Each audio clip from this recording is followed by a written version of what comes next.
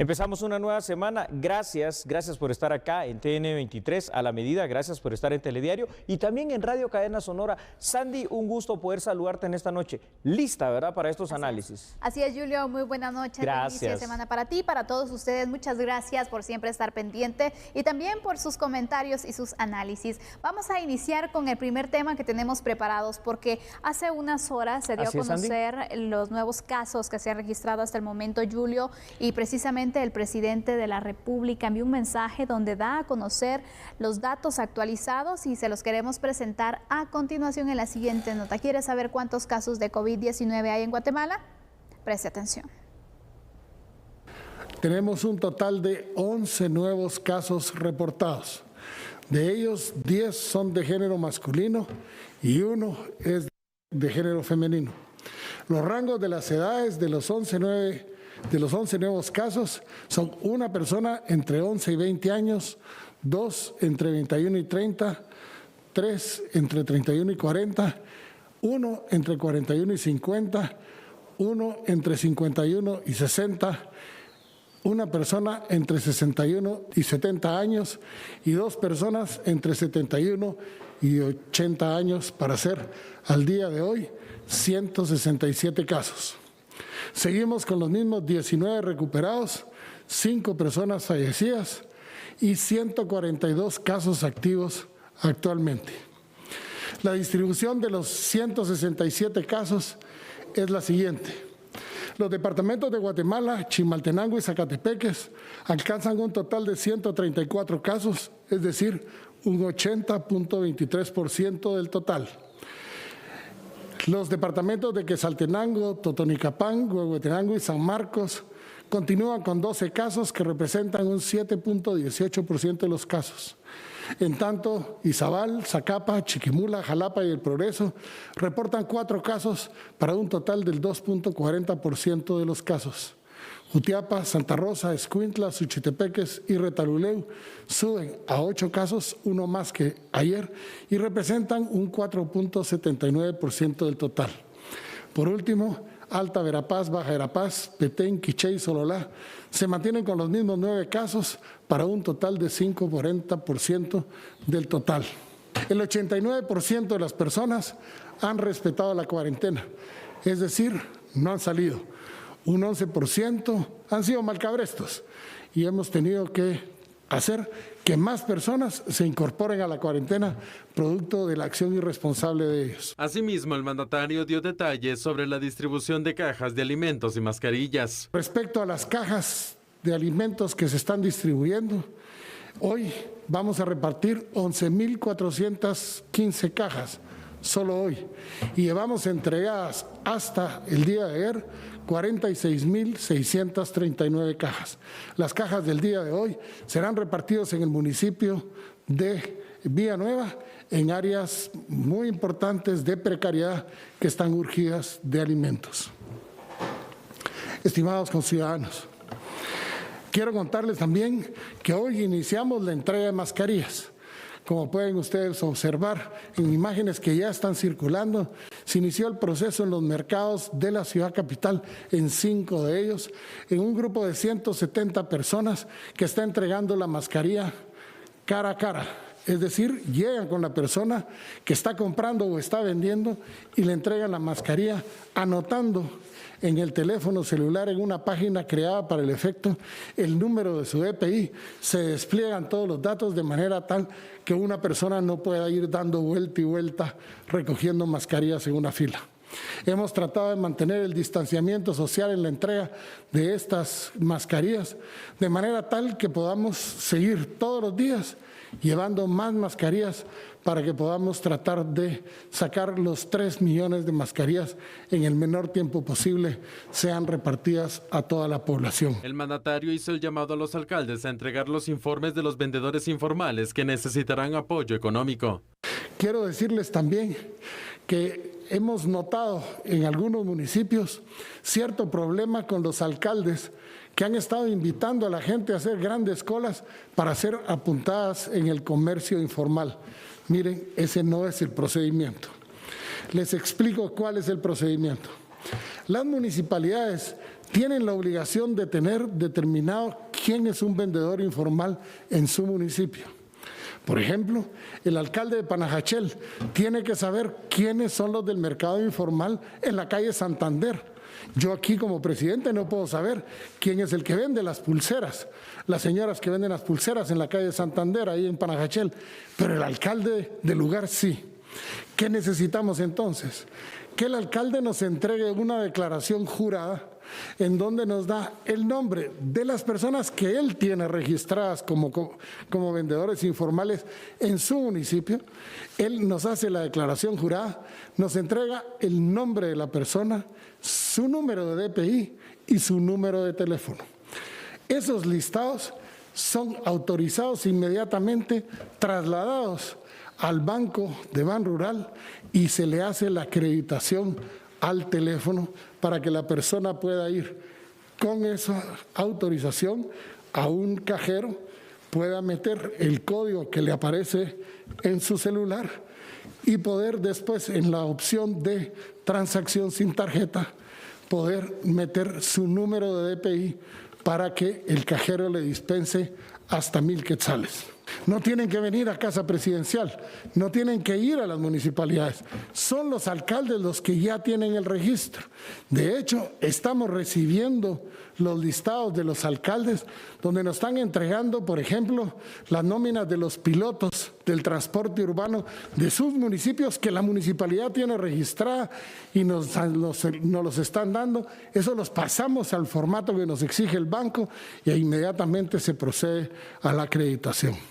Quiero hacer énfasis en esto para que podamos ir ordenando, porque no se trata de ver, como lo hemos visto, a alcaldes poniendo a la gente a hacer una gran cola en donde lo único que ponen es en riesgo a las personas de contagio. No es así.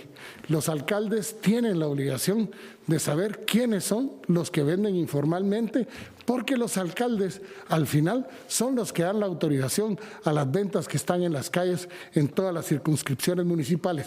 El gobierno no puede saberlo, pero los alcaldes sí. Así que les pido la colaboración a los alcaldes para que nos ordenemos y podamos salir con estas 200,000 familias beneficiadas lo antes posible. De a conocer que la PNC no va a detener a las personas que no porten las mascarillas, se entregará un citatorio para acercarse al Ministerio de Salud a pagar la multa. Quiero aclararles algo.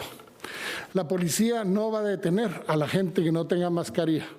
Le va a entregar un citatorio para que se presente a pagar la multa correspondiente en el Ministerio de Salud. Y esa multa va a servirnos para tener fondos para poder seguir combatiendo la enfermedad. Por lo tanto, aquí el reto es que no les pongan la multa.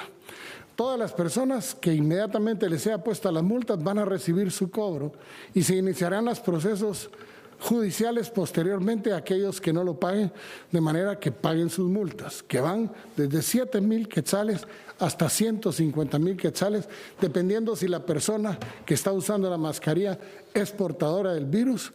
Si es así, la multa es la más grande, y si no es portadora del virus, la multa es la más pequeña. Bueno, ahí lo tiene usted, lo escuchó claramente, lo vio también acá en A la Medida. El presidente Alejandro Yamatei en conferencia de prensa dio a conocer estas medidas y estos casos, precisamente hoy 11 casos. Pero, Sandy, después de 1,600 pruebas que se realizaron del viernes al día de hoy, parece un número no muy relevante y eso nos indica que vamos bien. En los últimos días, en sus conferencias de prensa, Yamatei, Sandy, ha estado haciendo el llamado al aislamiento social, al distanciamiento y a la utilización de la mascarilla. Sin embargo, a pesar de lo oportuno de las medidas de prevención adoptadas por nuestro gobierno y a pesar de esta contención que ha sido reconocida inclusive internacionalmente, el número de casos sigue aumentando, pero esto es lo que se proyecta, esto es lo normal, tal y como se ha analizado en otras ocasiones. Lo importante en este tema es, como hemos dicho, Sandy, acá en A la Medida, aplanar la curva de infecciones. En otras palabras, esto significa el poder retardar lo más posible de casos que se den al unísono,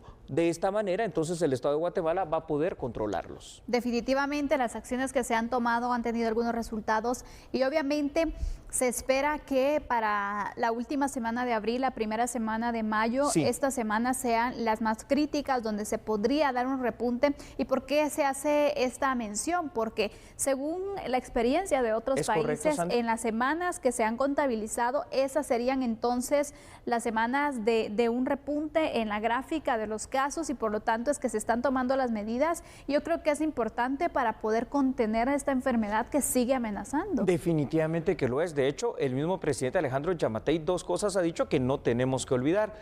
La semana pasada nos decía lo peor está por venir y es muy obvio, es decir, por eso es que se están acondicionando no solo los hospitales, digamos, de campaña para el COVID-19 aquí en el Parque de la Industria, en el Petén, en Zacapa, en Escuintla y en Quetzaltenango, sino que también de alguna u otra forma él decía, él mismo de sus palabras decía en su mensaje, esta semana y obviamente sobre todo ya cuando nos acerquemos a mayo por la proyección aritmético-matemática, van a ser las semanas de un repunte de contagios pues mayor. Sin embargo, a pesar de esto que todos tenemos que tener conciencia, el COVID-19 anda acá en el ambiente y está en Guatemala y vino pues para quedarse como en el resto del mundo, las acciones de contención y las acciones preventivas del Estado de Guatemala pues han resultado ser bastante eficientes.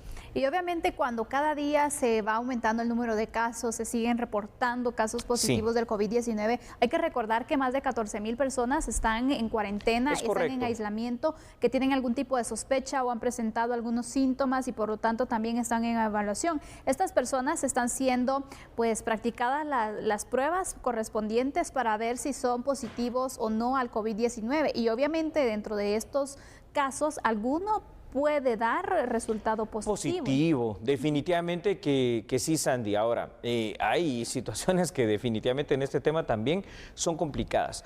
Tal vez mucha gente, tú lo has de haber visto ayer claramente en redes sociales, a veces se presta para la especulación, yo no sé cómo se le puede llamar periodistas a algunas personas que desinforman realmente o cómo se le pueden llamar medios de comunicación serios a situaciones en las cuales estaban especulando lo que Yamatei iba a hacer cuando ni siquiera había dado su conferencia de prensa, como quien dice va a relajar las medidas. Y fue por algunas acciones que se estaban tomando en consideración. Que son acciones a futuro, ¿verdad? Exactamente, y era lo que veíamos también, porque por ejemplo, hay algunas empresas, hay algunas instituciones que se estaban preparando, porque obviamente a las 7 de la noche, que era el mensaje presidencial, a esa hora sí indicaban que se iba a reanudar labores, como una posibilidad. Una de las posibilidades, sí, claro. ¿A qué horas tú empiezas a implementar ciertas medidas? Entonces muchos se estaban preparando para ese extremo.